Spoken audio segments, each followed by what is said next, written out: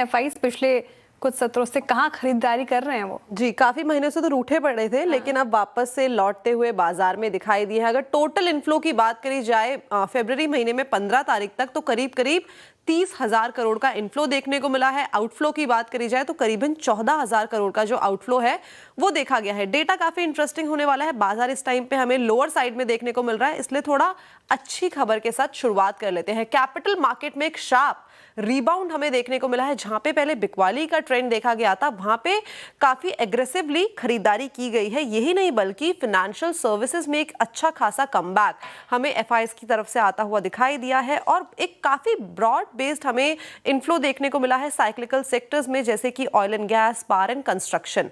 अब अगर डेटा आपके सामने में मैप कर दूं इनफ्लोज का नंबर वाइज, तो देखिए कितना इंटरेस्टिंग डेटा ये होने वाला है। कितनी अच्छी तरीके से सेक्टर वाइज जो बाइंग है वो हमें दिखाई दी है। कैपिटल गुड्स में करीबन 8,000 करोड़ की खरीदारी हुई है। वहीं अगर बात करी जाए फाइनेंशियल सर्विसेज की, तो 6,000 करोड़ की बाइंग यहां पे भी देखने को मिली है। ऑयल एंड गैस में 4,500 करोड़ की बाइंग, वहीं मेटल में करीबन 3,000 करोड़, पार में करीब करीब 3,000 करोड़ की जो खरीदारी है वो देखी गई है।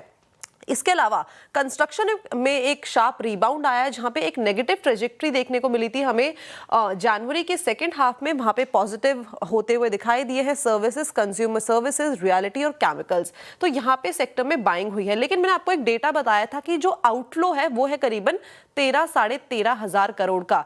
अब देखिए कि आउटफ्लो का किस तरीके का यहाँ पे जो पिक्चर है वो मैप होता हुआ दिखाई देता है। प्लीज एक बार स्क्रीन पे टेबल लेके आइए कि सेक्टर वाइज कहाँ पे हमें जो आउटफ्लो है वो देखने को मिले हैं। तो सबसे पहले अगर बात करें आईटी की, देखिए आईटी में करीब करीब 11,000 करोड़ का जो आउटफ्लो का वो है वो देखने को मिला है। यहाँ पे इतनी बिकवाली हुई है। रेस्ट ऑफ द सेक्टर में हमें काफी माइनर उसमें देखने को मिली है बिकवाली, लेकिन सबसे बड़ा चंक जो लेके गया है वो आईटी सेक्टर लेके गया है।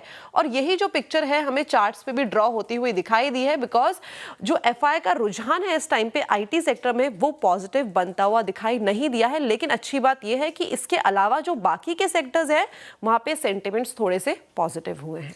ठीक है, तो एफएम